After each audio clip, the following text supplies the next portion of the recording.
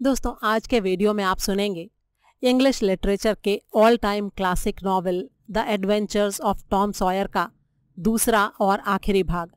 अगर आपने इसका पहला भाग अभी तक नहीं सुना है तो उसे सुनने के लिए ऊपर आई बटन पर क्लिक करें। तो आइए बिना देर के शुरू करते हैं कहानी the adventures of Tom Sawyer Hindi में। अध्याय 6। कब्रिस्तान की वो घटना टॉम के दिमाग पर बुरी तरह से छा गई। हत्या के अपराध में पॉटर के फंस जाने से तो वो और भी बौखला गया था।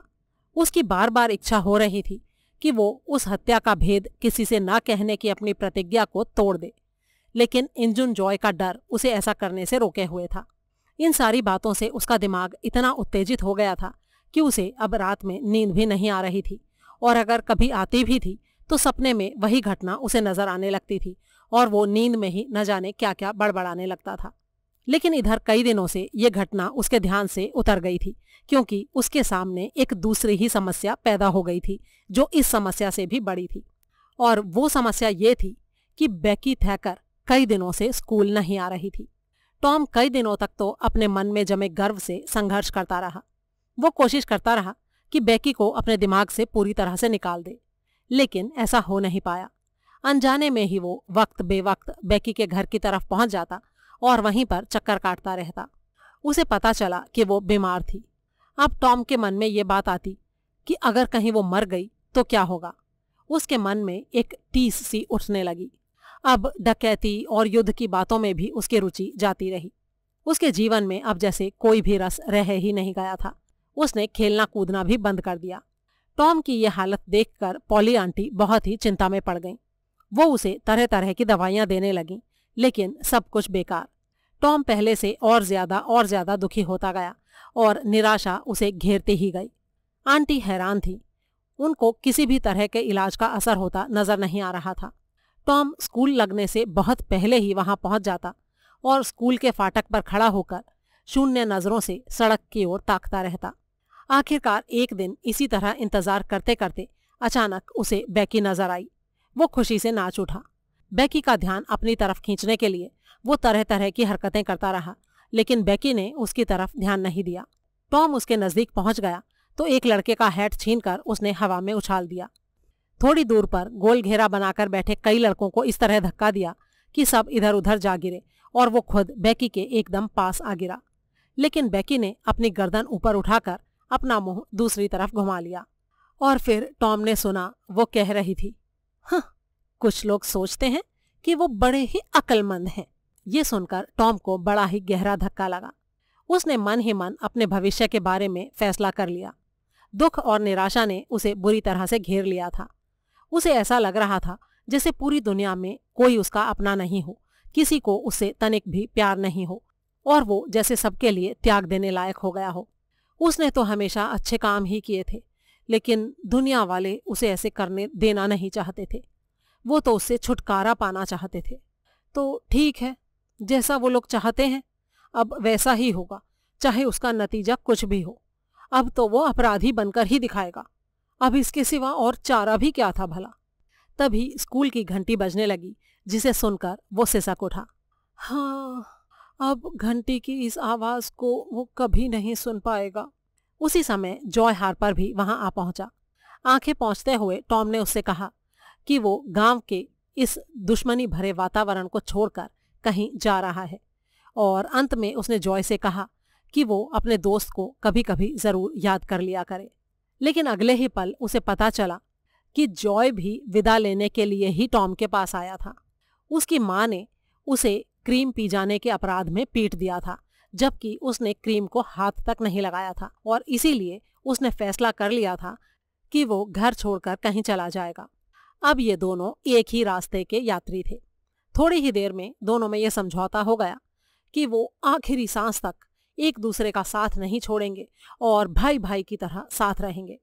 जॉय ने कहीं एक छोटी सी झोपड़ी बनाकर अपना जीवन बिता देने का इरादा कर रखा था, लेकिन जब टॉम ने उसे डाकू बनने की अपनी योजना बताई तो उसकी आंखें खुशी से चमक उठीं। अब उन लोगों ने हकलबेरी को ढूंढा और उसके सामने अपनी ये योजना रखी। वो भी डाकू दल में शामिल होने के लिए तुरंत ही तैयार हो गया। सेंट पीटर्सबर्ग के शहर से 3 मील दूर, जहां पर मिसिसिपी नदी का पाट 1 मील चौड़ा हो जाता था, वहां एक लंबा लेकिन सकरा आइलैंड था। ये आइलैंड जंगलों से भरा हुआ था और इस पर अभी तक इंसान नहीं बस सके थे। तो इन तीनों ने उस आइलैंड को ही अपना अड्डा बनाने का फैसला किया। ठीक आधी रात के समय टॉम निश्चित जगह पर पहुंच गया। इशारों की भाषा में तीनों ने अपनी बातों का आदान प्रदान किया। फिर एक ने पूछा, कौन हो तुम?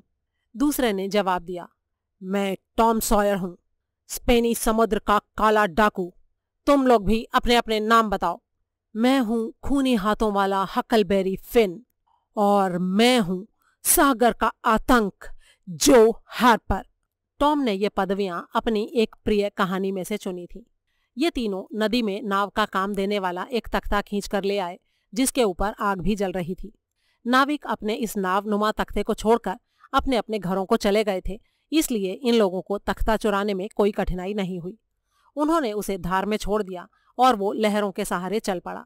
रात के 2 बजे उनका ये नाव जैसा तख्ता उनकी तय की हुई जगह पर जा पहुंचा।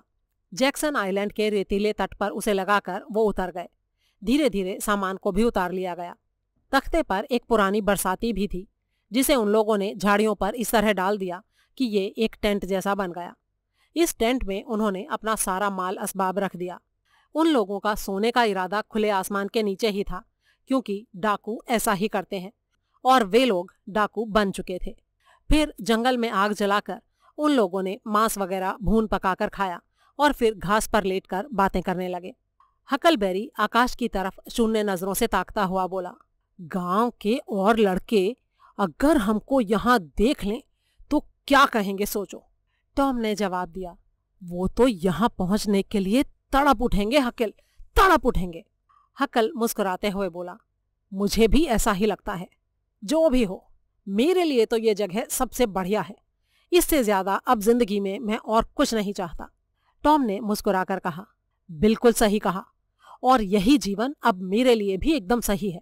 यहाँ ना सुबह तड़के तड़के अपनी नींद खराब करने का झगड़ा है, न स्कूल जाने का कोई झंझट, और ना ही नहाने धोने का कोई बखेड़ा। हकलबेरी ने अपना पाइप तैयार करके उसमें तंबाकू भरा और उसके ऊपर एक चिंगारी रख दी। एक पल के बाद ही वो कश पर कश खींचने लगा और धुएं के छल्ले हवा में उमड़ उमड़ कर उड़ने लगे। बाकी दोनों डाकू हकल का ये मजेदार काम देखकर ललचा उठे। उन्होंने मन ही मन तय कर लिया कि वो दोनों भी हकलबेरी से पाइप पीना जरूर सीखेंगे। अचानक हकल ने सवाल किया, अरे यार, एक बात तो बताओ, ये डाकुओं को करना क्या होता है? टॉम ने दार्शनिकों वाले अंदाज में कहा, अरे ज्यादा कुछ नहीं, बस जहाजों को लूटना, उनमें आग लगा देना और उनके यात्रियों का सारा पैसा वैसा लूट कर उसको किसी ऐसी जगह पर गाड़ देना जहां उसकी रखवाली भूत प्रेत करेंगे। बस यही उनका काम होता है। और हाँ, वो जहाज के एक एक आदमी को मार भी डालते हैं। जो हार्पर ने पूछा, और औरतों को क्या वो टापू पर लेकर आते हैं? हाँ, वो औरतों को नहीं मारते, क्योंकि वो बड़ी सीधी साधी सी होती हैं और फिर सुंदर भी तो होती हैं। जो ने उत्साह से कहा, और वो हीरे जवाहरात लगे कपड़े भी तो पहनते होंगे वो डाकू लोग। हकलबेरी ने अपने फटे पुराने कपड़ों को झटकते हुए दुखी स्वर में कहा, मेरे कपड़े तो फिर डाकुओं जैसे नहीं हैं, लेकिन इसके अलावा और कोई कपड़े तो हैं ही नहीं मेरे पास। दूसरे दोनों डाकुओं ने उसे ये कहकर सांत्वना दी कि डकैती का काम शुरू होते ही उसके पास बढ़िया बढ़िया कपड़ों का ढेर लग जाएगा। धीरे धीरे बातचीत का सिलसिला टूटता गया और एक एक करके वो नींद की गोद में चले गए। जब सुबह टॉम की नींद टूटी तो एक बार के लिए उसकी समझ में ही नहीं आया कि वो है कहाँ। वो तेजी से उठ बैठा और बार बार आंखें मलते हुए अपने चारों तरफ देखने लगा। फिर धीरे धीरे उसे सब कुछ याद आने लगा। तब तक उसके दोनों साथी भी उठ गए थे। फिर वे तीनों नदी तट की तरफ चले गए। वहां उनको उनका वो तख्ता नजर नहीं आया। रात में नदी की लहरें शायद रेत तक आ गई थीं और उनके उस तख्ते को बहा ले गई थीं। लेकिन इस बात से उनको जरा भी दुख या अफसोस नहीं हुआ, क्योंकि इस तरह उनके और सभ्य समाज के बीच की रही सही आखिरी कड़ी भी अब टूट गई थी। और यही तो वो चाहते थे। गांव लौटने की उनकी जरा भी इच्छा नहीं थी। वो बड़े ही आराम से तैरते रहे, मछलियां मारते रहे, तट की रेत पर लोटते पोटते रहे और पूरे आइलैंड का चक्कर काटते रहे। ये सब कुछ उनको बहुत ही अच्छा लग रहा था, बहुत ही मजेदार। लेकिन पता नहीं क्यों आज बातचीत में उनका मन नहीं लग रहा था। तीनों के तीनों विचारों में खोए हुए थे। घर के धुंधले धुंधले से चित्र उनकी आंखों के सामने बार बार उभर कर आ रहे थे। यहाँ तक कि हकलबेरी को भी अपने टूटे फूटे झोंपड़े की और अपने शराबी बाप की याद आ रही थी। लेकिन वो तीनों अपनी कमजोरी पर खुद ही शर्मिंदा थे और इस बारे में एक दूसरे से कुछ नहीं कह रहे थे। अचानक तरह तरह की आवाजें आने लगी और वो चौंक कर नदी के तट की तरफ दौड़ चले। झाड़ियों को इधर उधर हटाकर उन्होंने नदी की तरफ देखा और पाया कि बहुत सारी नावों पर सवार ढेर सारे लोग उनको नजर आ रहे थे। ऐसा लग रहा था मानो वो किसी डूबे हुए आदमी को खोजने की कोशिश कर रहे हो। इन तीनों को ही समझ में नहीं आया कि कौन डूब गया था। अचानक टॉम के दिमाग में एक नया विचार कौंधा। वो प्रसन्नता भरे स्वर में बोला, ओए, मैं समझ गया ये किसको ढूंढ रहे हैं। ये जरूर हमको ढूंढ रहे हैं।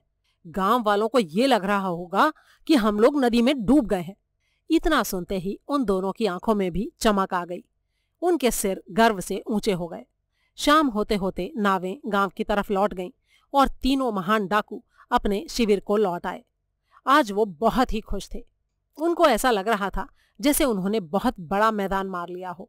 लेकिन जैसे जैसे रात का अंधेरा गहरा होता गया, उनका ये उत्साह और खुशी घटते गए।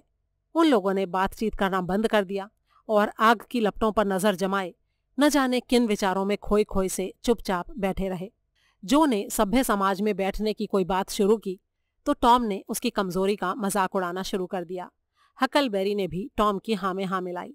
धीरे धीरे रात गहरी होती गई और हकलबेरी ऊँघने लगा और फिर सो गया।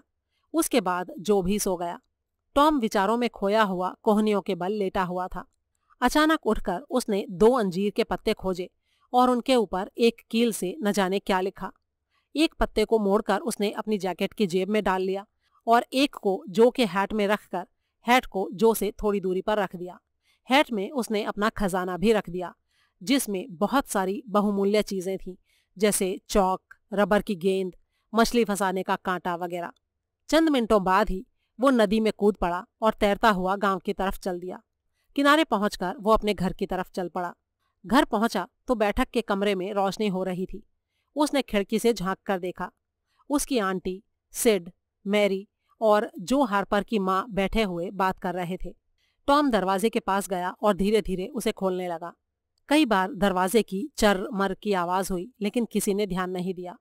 अंत में आंटी का ध्यान उसकी तरफ गया और उन्होंने कहा, अरे, ये मोमबत्ती की लौ फड़फड़ा क्यों रही है और ये दरवाजा कैसे खुल गया? सिड, जा दरवाजा बंद कर दे। लेकिन तब तक टॉम अंदर दाखिल होकर बिस्तर के नीचे जा छिपा था और सांस रोके वहीं पड़ा हुआ था। अब वो उन सब की बातें आराम से सुन सकता था। उसकी आंटी कह रही थी, थोड़ा शरारती तो जरूर था मेरा टॉम, लेकिन बुरा लड़का बिल्कुल नहीं था। ऊपर से चिल्लाता था, लेकिन उसका दिल बहुत ही साफ था। ऐसा भला और प्यारा लड़का मैंने कहीं नहीं देखा। और इतना कहकर वो सुबक सुबक कर रोने लगी। मिसेस हार्पर ने कहा, मेरा जो भी बिल्कुल ऐसा ही था। हर तरह की शरारतें करता था, लेकिन स्वार्थ या कोई भी बुराई उसे छू तक नहीं गई थी।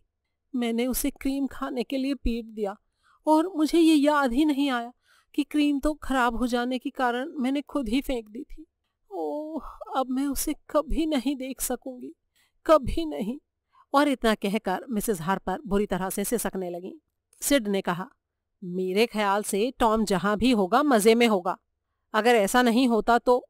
आंटी ने उसकी बात काटते हुए गुस्से से कहा, चुप कर सिड, मेरे टॉम के खिलाफ एक भी शब्द कहा तो अच्छा नहीं होगा। अब वो हमेशा के लिए जा चुका है। वो जहां भी रहेगा ईश्वर उसकी रक्षा करेगा। मेरी तो समझ में नहीं आता मिसेस हार्पर कि मैं कैसे उस बच्चे को भुलाऊं। वो मेरे बूढ़े दिल को बहुत सताता था, लेकिन कितना प्यार भी तो करता था मुझसे। दोनों औरतें रोती रहीं और एक दूसरे को सांत्वना देने की कोशिश करती रहीं। अब तक टॉम भी बिस्तर के नीचे पड़ा सिसकियां भरने लगा था। उसे मैरी की सिसकियां भी साफ सुनाई दे रही थीं। उसकी बहुत तेज इच्छा हो रही थी कि बिस्तर के नीचे से निकलकर आंटी से लिपट जाए, लेकिन किसी तरह अपने को काबू में किए हुए वो वहीं पड़ा रहा। उनकी बातों से उसे पता चल गया कि गांव वालों ने ये समझ लिया है कि वो तीनों डूब चुके हैं। उनकी लाशें खोजने की बराबर कोशिश हो रही है। अगर संडे तक लाशें नहीं मिली तो सारी उम्मीद छोड़ दी जाएगी और चर्च में उनके लिए मातम मनाया जाएगा और उनका अंतिम संस्कार कर दिया जाएगा। इसके बाद मिसेस हार्पर ने सिसकते हुए मौसी को गुड बाय कहा और फिर चली गईं। सिड और मैरी भी रोते हुए अपने कमरे में चले गए। आंटी घुटनों के बल बैठकर टॉम के लिए प्रार्थना करने लगी। उनकी आवाज में इतनी वेदना, इतना गहरा दुख और टॉम के लिए इतना प्यार छलका पड़ रहा था कि टॉम के लिए अपने आप को संभाल पाना मुश्किल हो रहा था। प्रार्थना करने के बाद आंटी बिस्तर पर लेट गईं और थोड़ी देर तक न जाने क्या क्या बड़बड़ाती रहीं। फिर उसके बाद उनको नींद आ गई। टॉम ने बाहर निकलकर पहले तो अंजीर के पत्ते को मोमबत्ती के पास रख दिया। फिर उसे जाने क्या सूझा कि पत्ते को उठाकर उसने अपनी जेब में रख लिया। आंटी के पास जाकर प्यार से उनके गाल पर हाथ फिराया और फिर कमरे से बाहर निकल गया। तट पर पहुंचकर वो एक नाव पर सवार हो गया और अपने साथियों के पास चल पड़ा। जिस समय वो आइलैंड पर पहुंचा, हकलबेरी और जो उसी के बारे में बातें कर रहे थे। जो कह रहा था, नहीं नहीं हकल, टॉम ऐसा नहीं है, वो हमें छोड़कर कहीं नहीं जा सकता। और ठीक उसी वक्त टॉम ने बड़े ही नाटकीय ढंग से दस्यु शिविर में प्रवेश करके अपने साथियों को हैरानी में डाल दिया। दिन भर वो तीनों उछलते कूदते रहे, लेकिन फिर धीरे धीरे हर खेल से उनका जी भर गया और वो अपने अपने विचारों में खो गए। अनजाने ही टॉम पैर के अंगूठे से बालू पर बैठा बैकी शब्द लिखता रहा। जो हार्पर बैठा हुआ अपने घर के बारे में सोच रहा था। वो इतना द्रवित हो गया था कि आंसू उसकी आंखों पर आकर बस टिक ही गए थे। हकलबेरी भी काफी उदास दिख रहा था। बालू में एक सींग से छेद करता हुआ जो काफी देर तक तो बैठा रहा। फिर अंत में वो बोल ही पड़ा, मैं तो भैया अब मर ही जाऊंगा, इस एकांत में मुझसे नहीं रहा जा रहा है अब। टॉम ने जवाब दिया, अरे जो, धीरे धीरे तुमको यहाँ अच्छा लगने लगेगा। जरा सोचो, यहाँ मछली मारने में कितना मजा आता है। अरे भाड़ में गया मछली मारना, ऐसे तो मैं मर ही जाऊंगा किसी दिन। लेकिन जो, तैरने के लिए भी तो इससे बढ़िया और कोई जगह नहीं है, ये भी तो सोचो। टॉम ने फिर से कहा, अरे कहा ना मुझे नहीं करनी है कोई तैराकी वैराकी, मैं तो बस मर जाना चाहता हूँ। टॉम ने ताना मारते हुए कहा, ओहो, तो बच्चू जी को अम्मा की याद आ रही है। जो ने गुस्से से कहा, हाँ आ रही है, मैं जाना चाहता हूँ अपनी माँ के पास। तुम्हारी माँ होती तो तुम भी उसे देखने के लिए तरस रहे होते।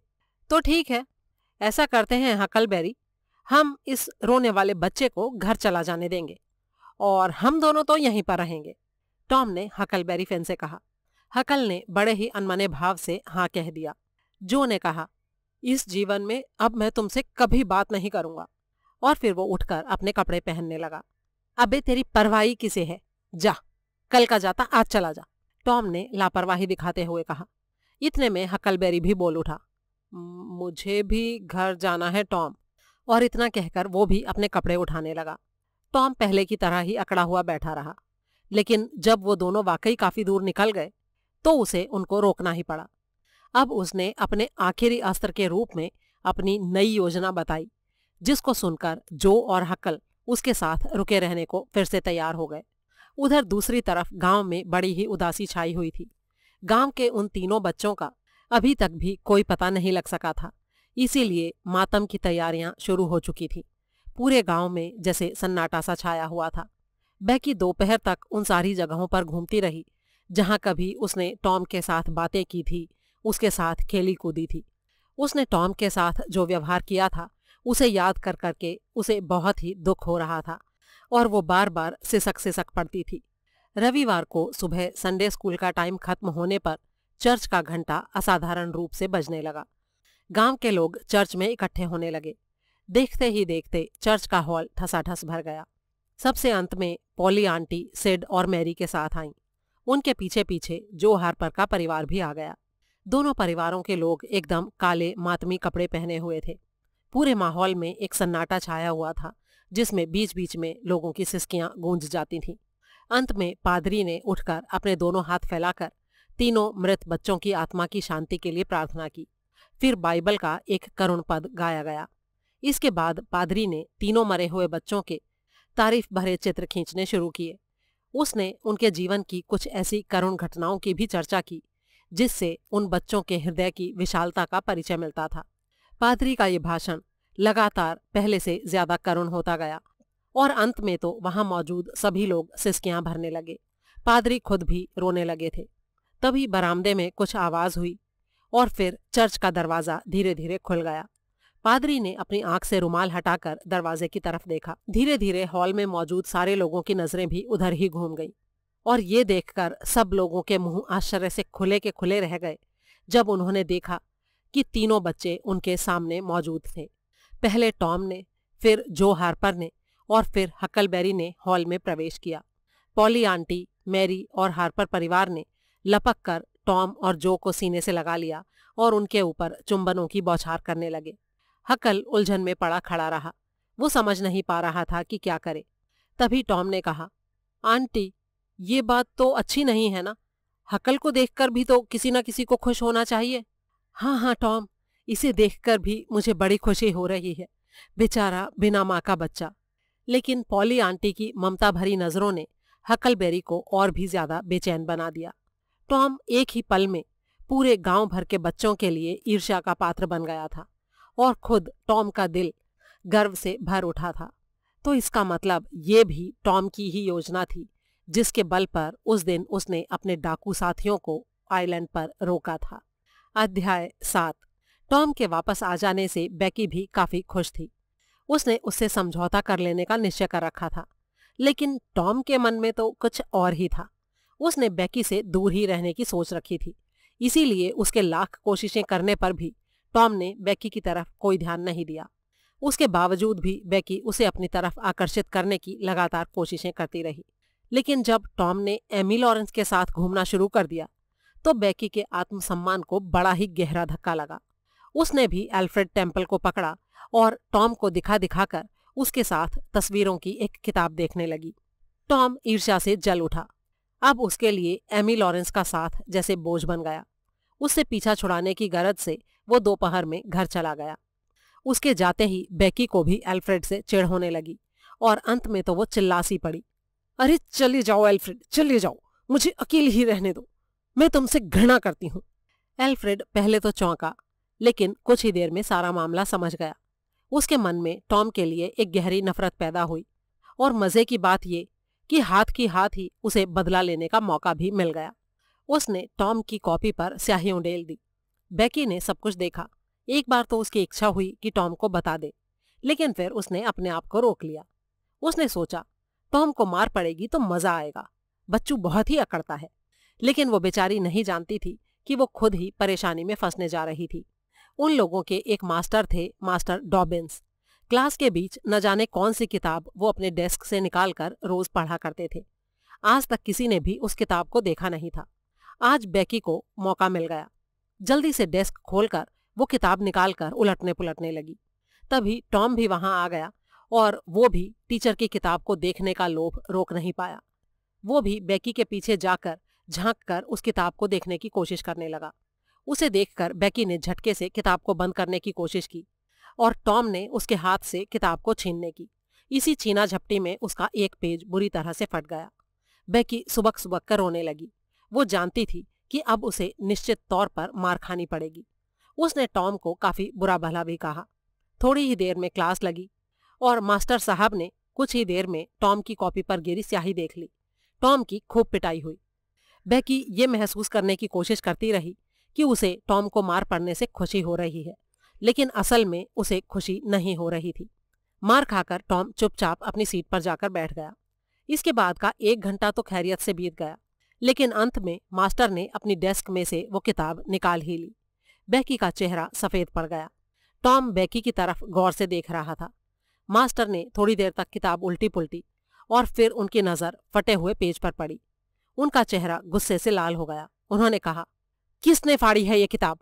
पूरी क्लास में सन्नाटा छाया रहा। उन्होंने हर एक विद्यार्थी से सवाल पूछना शुरू कर दिया। अंत में बेकी का नंबर आ ही गया। मास्टर साहब ने उससे पूछा, रब्बेका थैकर, क्या ये किताब तुमने फाड़ी है? बेकी कुछ कहने ही वाली थी कि उसी पल टॉम खड़ा हुआ और चिल्लाया, वो किताब मैंने फाड़ी है मास्टर जी।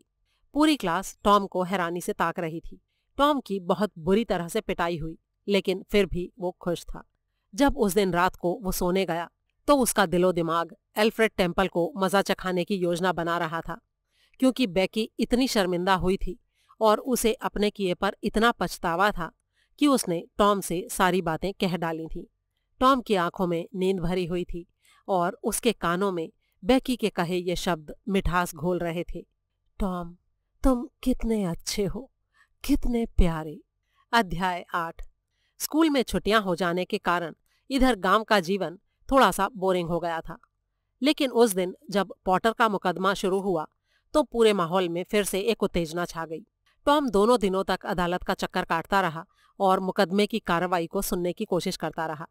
हकलबेरी की भी बिल्कुल यही दशा थी, लेकिन दोनों एक दूसरे से कतराते से रहे। दूसरे दिन टॉम कान लगाकर मुकदमे की पूरी कार्रवाई को सुनता रहा। अंत में जब लोग अदालत से निकले तो उनकी बातों से टॉम को पता लग गया कि इंजुन जॉय की गवाही बिल्कुल दृढ़ बनी हुई है। उसे अपने बयान से कोई भी विचलित नहीं कर सका है। पॉटर के ऊपर डॉक्टर रॉबिन्सन की हत्या का अपराध साबित हो चुका था और ये तय था कि जूरी का फैसला क्या होने वाला था। टॉम उस दिन रात में काफी देर तक घूमता रहा। जब वो घर लौटा तो उसका दिमाग बहुत ही उत्तेजित था। कई घंटों तक उसे नींद नहीं आई। दूसरे दिन सुबह अदालत में काफी सारी भीड़ इकट्ठा थी। मुकदमे का फैसला सुनने के लिए करीब करीब पूरा ही गांव उमड़ पड़ा था। जूरी और जज के आ जाने पर शेरिफ ने मुकदमे की कार्रवाई शुरू कर दी। वकीलों में धीरे धीरे बातचीत हुई, कागज उल्टे पुल्टे गए और फिर एक गवाह को बुलाया गया। उसकी गवाही हुई। पॉटर ने अपनी निस्तेज नजरें उठाकर देखा और फिर आंखें झुका ली। उसके वकील ने कहा, मुझे इस गवाह से कोई सवाल नहीं पूछना है। दूसरा गवाह आया और उसने बयान दिया कि लाश के निकट ही चाकू पड़ा मिला था। पॉटर के वकील ने फिर से कहा, मुझे इनसे भी कोई सवाल नहीं पूछना है। तीसरे गवाह ने कहा कि उसने उस चाकू को अक्सर पॉटर के हाथ में देखा था जिससे हत्या की गई थी। इस गवाह से भी पॉटर के वकील ने जिरह नहीं की। सारे दर्शकों के चेहरे क्रोध से लाल हो उठे। उनकी समझ में नहीं आ रहा था कि ये वकील अपने मुवक्किल की जान बचाने की कोई भी कोशिश क्यों नहीं कर रहा था। एक एक करके गवाह आते गए और गवाही देते गए, लेकिन पॉटर के वकील ने किसी से भी जिरह नहीं की। दर्शकों में अब तक गहरा असंतोष छा गया था। सबूत पक्ष का वकील हत्या से संबंधित सारी परिस्थितियों को साबित करके अपनी जगह पर बैठ गया। पॉटर के मुंह से एक कराह सी निकल गई और उसने दोनों हाथों में अपना मुंह छिपा लिया। अब पॉटर के वकील ने कहा, हुजूर, मुकदमे के शुरू में मैंने ये दलील दी थी कि मेरे मुवक्किल ने शराब के नशे में हत्या की थी और उस समय वो अपने होशो हवास में नहीं था। लेकिन अब हमने अपना इरादा बदल दिया है। बचाव के लिए अब हम ये दलील नहीं देंगे। फिर उसने चपरासी की तरफ मुड़कर कहा, टॉम सॉयर को बुलाओ। सारे दर्शक हैरान रह गए। पॉटर भी हैरानी से आंखें उठाकर ऊपर देखने लगा। टॉम ने आकर गवाहों के कटघरे में अपनी जगह ले ली। उसे शपथ दिलाई गई और फिर वकील ने उससे सवाल पूछना शुरू किया। टॉमस सॉयर, 17 जून को आधी रात के समय तुम कहाँ थे? टॉम ने इंजुन जॉय के कठोर चेहरे को देखा। उसकी जुबान कुछ भी कहने से इनकार करने लगी। सारे दर्शक सांस रोके उसी की तरफ देख रहे थे। थोड़ी देर तक तो टॉम कुछ नहीं बोल पाया। फिर धीरे धीरे हिम्मत बटोरकर उसने कहा, जी मैं उस वक्त कब्रिस्तान में था। जरा जोर से बोलो, डरो मत। कहाँ थे तुम? जी कब्रिस्तान में। क्या तुम हॉर्स विलियम की कब्र के नजदीक ही कहीं थे? जी हाँ। जरा जोर से बोलो टॉमस, तुम विलियम की कब्र से कितना दूर थे? जी जितनी दूर इस समय मैं आपसे हूँ। तुम छिपे हुए थे या खुले में बैठे थे? जी मैं छिपा हुआ था, एक पेड़ के पीछे। इंजुन अब शून्य में ताक रहा था। वकील ने अगला सवाल किया, कोई तुम्हारे साथ था? जी हाँ मैं वहां पर। अच्छा रुको रुको, तुम्हें अपने साथी का नाम बताने की कोई जरूरत नहीं है। उसे हम सही टाइम पर पेश करेंगे। तो ये बताओ, तुम लोग अपने साथ कोई चीज भी लेकर गए थे? टॉम चक्कर में पड़ा खड़ा रहा। वकील ने फिर से कहा, अरे बोलो मेरे बच्चे, डरो मत। सच की हमेशा कद्र होती है। मुझे बताओ, तुम अपने साथ क्या लेकर गए थे? जी बस एक मरी हुई बिल्ली। सब लोग धीरे से हंस पड़े। वकील ने कहा, हम लोग उस बिल्ली का कंकाल अदालत में पेश करेंगे। अच्छा बेटा, अब ये बताओ वहां तुमने क्या देखा? और देखो कोई भी बात छिपाना मत। टॉम ने हिचकते हिचकते बोलना शुरू किया और फिर धीरे धीरे उसके स्वर में तेजी आती गई और फिर वो पूरे जोश से सारी घटना सुनाने लगा। हर व्यक्ति उसका बयान मुंह बाए सुन रहा था। सबके चेहरों पर आश्चर्य था और उस समय तो दर्शकों की उत्तेजना अपनी चरम सीमा पर पहुंच गई जब टॉम ने अपने बयान के अंत में कहा, और फिर डॉक्टर ने कब्र का हेडबोर्ड उठाकर मफ पॉटर के सिर पर दे मारा। वो जमीन पर गिर पड़ा। इंजुन जॉय ने उसी समय चाकू उठा लिया और तभी एक जोर की आवाज हुई। इंजुन जॉय बिजली की सी तेजी से उठा और लोगों को इधर उधर धकेलता हुआ खिड़की फांद कर वहां से गायब हो गया। इस घटना के बाद तो अब टॉम पूरे गांव का हीरो बन गया, बड़े बूढ़ों का दुलारा और बच्चों के लिए और भी ज्यादा ईर्ष्या का पात्र। लेकिन टॉम के मन में इंजुन का भय इस कदर समा गया था कि उसे ठीक से नींद तक नहीं आती थी। इंजुन जॉय को पकड़ने की बड़ी कोशिशें की जा रही थीं, लेकिन वो ऐसे गायब हो गया था मानो गधे के सिर से सींग। अध्याय 9। हर बालक के जीवन में एक ऐसा समय आता है जब वो चाहता है कि कहीं से गड़ा हुआ कोई खजाना खोद निकाले। एक दिन टॉम के मन में भी ये इच्छा पैदा हो गई। उसने इस काम के लिए किसी साथी की खोज करनी शुरू की, लेकिन उसे कोई नहीं मिला। कोई कहीं गया हुआ था और कोई कहीं। अंत में वो हकलबेरी के पास गया। उसे एकांत में ले जाकर उसने अपनी योजना बताई। इस तरह के काम के लिए तो भला हकलबेरी कब पीछे रहने वाला था। वो टॉम का साथ देने के लिए तुरंत तैयार हो गया। टॉम का ख्याल था कि खजाना या तो सूखे हुए पेड़ों के आसपास गड़ा होता है या फिर भूतिया जगहों पर। इसलिए ऐसे ही जगहों पर उनकी खजाने की खोज शुरू हुई। आधी रात गए वो फावड़ा और कुदाल लेकर एक न एक ऐसी जगह पर खुदाई करते, लेकिन निराशा के अलावा उनके हाथ और कुछ नहीं लगता। अंत में एक दिन उन दोनों ने कार्डिफ पहाड़ी पर बने एक भूतिया मकान में खजाने की तलाश करने का फैसला किया। वहां जाकर उन्होंने वो खजाना खोज निकाला जिसकी तलाश में वो वहां गए थे। लेकिन तभी एक बड़ा धक्का लगा उन दोनों को। वहां पर उनकी इंजुन जॉय से मुठभेड़ हो गई। किसी तरह उसकी नजरों से बचकर वो उसे देखते रहे। उसके साथ उसका एक साथी भी था। वो दोनों भविष्य की योजनाओं पर बात कर रहे थे। अब जब उन्हें इंजुन जॉय दिख गया तो दोनों उसके पीछे लग गए। शुक्रवार के दिन सुबह ही टॉम को पता चला कि जज थैकर का परिवार वापस आ गया है। इतना सुनते ही वो इंजुन जॉय और खजाने को भूल गया। वो तुरंत ही बेकी के पास गया। दोनों देर तक साथ साथ खेलते रहे। शाम को बेकी ने अपनी माँ से जिद करना शुरू किया कि वो अगले दिन पिकनिक पर जाने का इंतजाम कर दे। उसकी माँ मान गई और तुरंत ही पिकनिक की तैयारी हो गई। चलते समय टॉम ने बेकी से कहा, रात भर हम लोग जो हार्पर के यहाँ रहने की बजाय पहाड़ी की चोटी पर मिसेस डगलस के मकान में रहेंगे बेकी। वो हमें आइसक्रीम खिलाएंगी।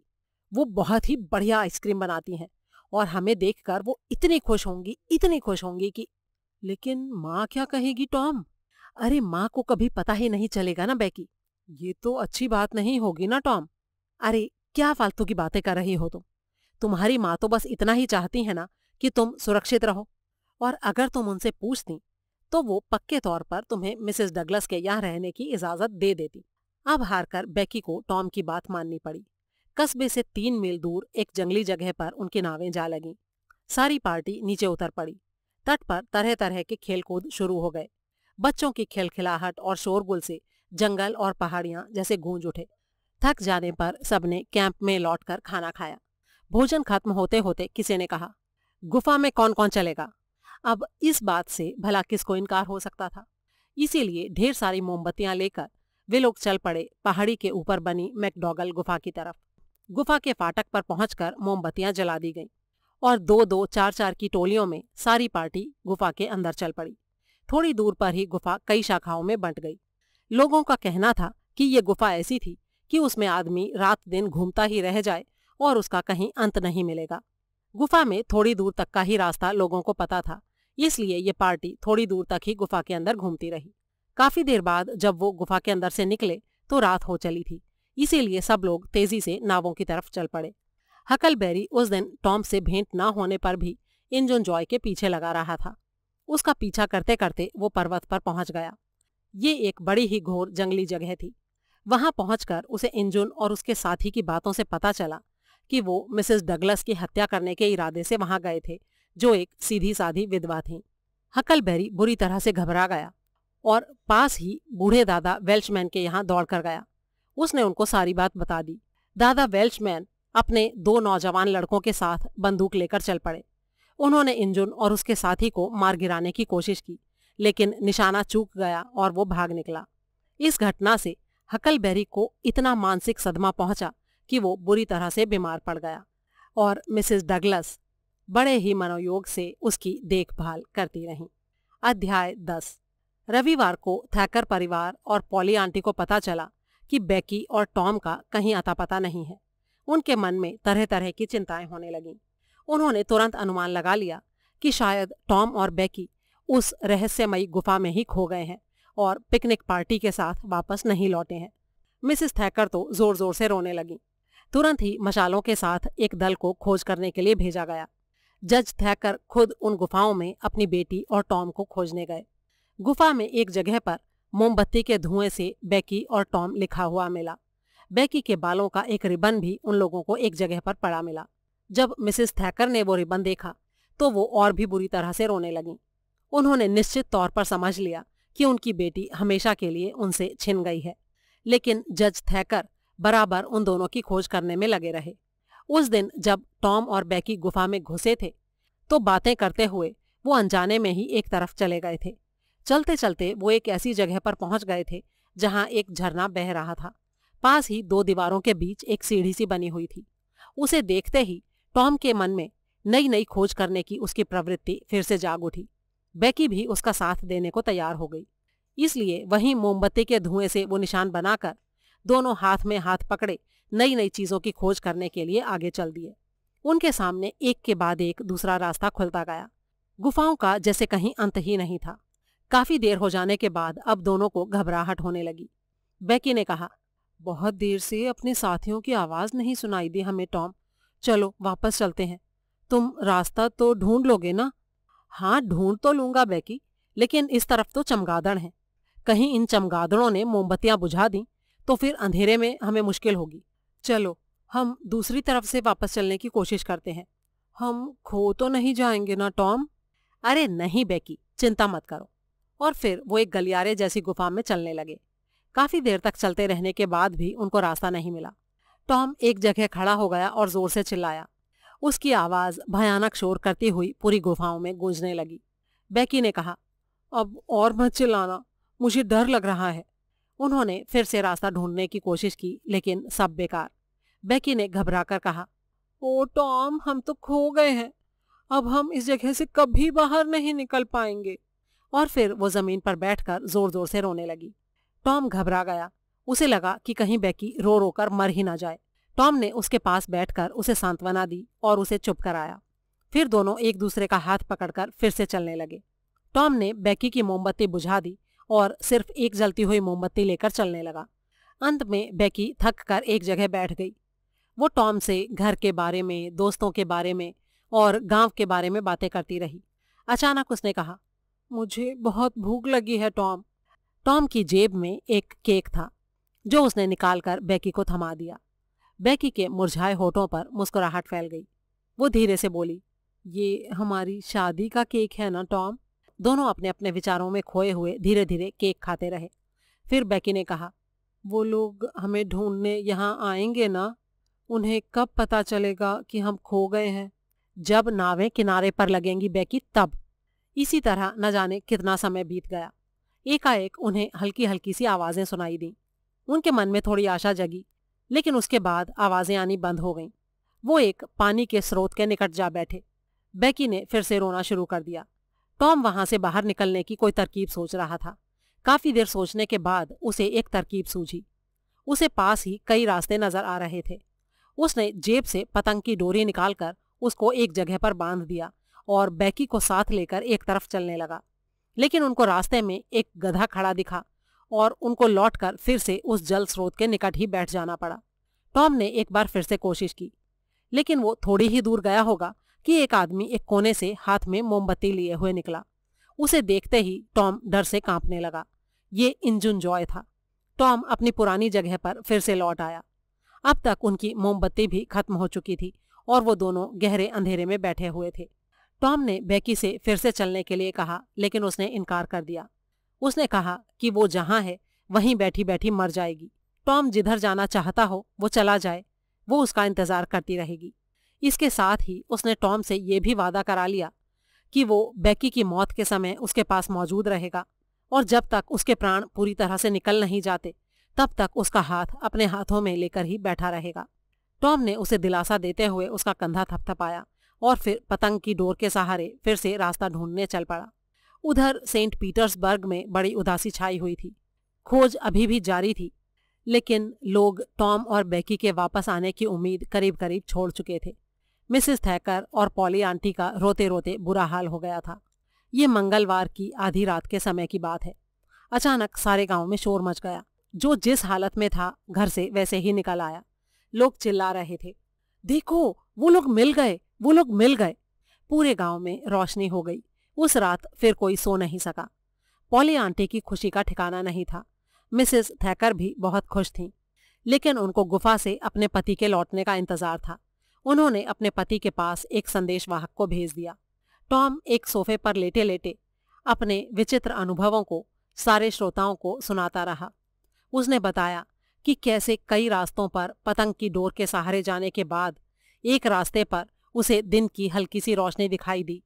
फिर कैसे रेंग रेंग कर आगे बढ़ने के बाद गुफा से निकलने का एक छोटा सा रास्ता उसे दिखा, और फिर सामने मिसिसिपी नदी बहती हुई दिखाई दी, और फिर कैसे बेकी को लेकर एक लंबे समय के बाद वो दिन की रोशनी में वापस आया।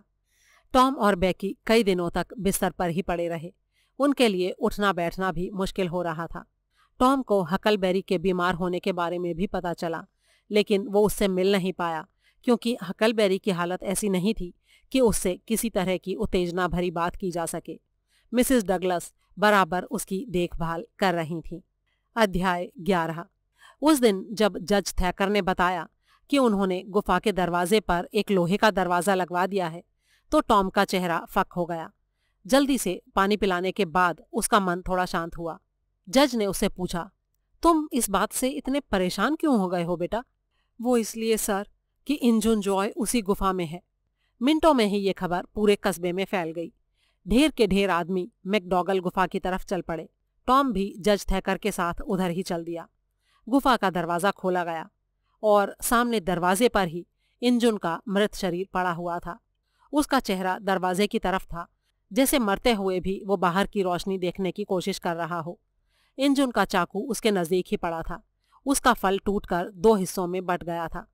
शायद उसने चाकू से दरवाजे के कब्जों को काट डालने की कोशिश की थी। उसे गुफा के नजदीक ही दफना दिया गया। कुछ दिन बाद एक दिन सुबह ही टॉम ने हकलबेरी को बताया कि उसका ख्याल था कि वो खजाना अभी भी गुफा में ही है जिसे इंजुन ने ले लिया था। बस फिर क्या था, दोनों खजाने की खोज में चल पड़े। टॉम हकल को उसी रास्ते से गुफा के अंदर ले गया जिससे वो बेकी को लेकर बाहर निकला था। वो काफी देर तक खजाने की खोज करते रहे, लेकिन उनको सिर्फ निराशा ही हाथ लगी। फिर अचानक उनको वहां लकड़ी का एक संदूक दिखाई दिया, और जैसे ही उन्होंने उसे खोला तो सचमुच खजाना ही उनके हाथ लग गया। उन दोनों ने अपने थैलों में वो सारा धन भर लिया। संदूक में 2 बंदूकें थीं और कुछ और सामान भी था।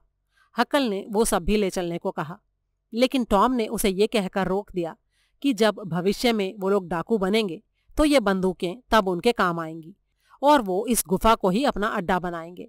टॉम और हकलबेरी वो सारा धन लेकर कस्बे की तरफ जा ही रहे थे कि उनको रास्ते में बूढ़े दादा वेल्शमैन मिल गए। वो जबरदस्ती दोनों को पकड़कर मिसेस डगलस के यहाँ ले गए। गांव के सारे बड़े बड़े लोग वहां मौजूद थे। टॉम और हकलबेरी को नहला धुलाकर नए कपड़े पहनाए गए। उसके बाद पार्टी शुरू हुई। दादा वेल्शमैन ने अब भाषण देना शुरू किया, जिसमें उन्होंने बताया कि मिसेस डगलस की जान बचाने में उनका और उनके लड़कों का ही नहीं, एक और व्यक्ति का भी हाथ था, और वो व्यक्ति था हकलबेरी फिन। मिसेस डगलस बड़ी ही कृतज्ञता से हकल की तरफ देखने लगीं। उन्होंने कहा कि वो उसे अपने घर में रखकर उसे पढ़ाने लिखाने को तैयार हैं, और उन्होंने यहाँ तक भी कहा कि वो जब कभी रुपए बचा सकेंगी तो हकल के लिए कोई बिजनेस शुरू करा देंगी। अब टॉम के बोलने का मौका आ गया था। उसने कहा, हकलबेरी को इसकी जरूरत नहीं है। आप लोग उसे गरीब मत समझिए, वो बहुत ही अमीर है। सब लोग बुरी तरह चौंक पड़े।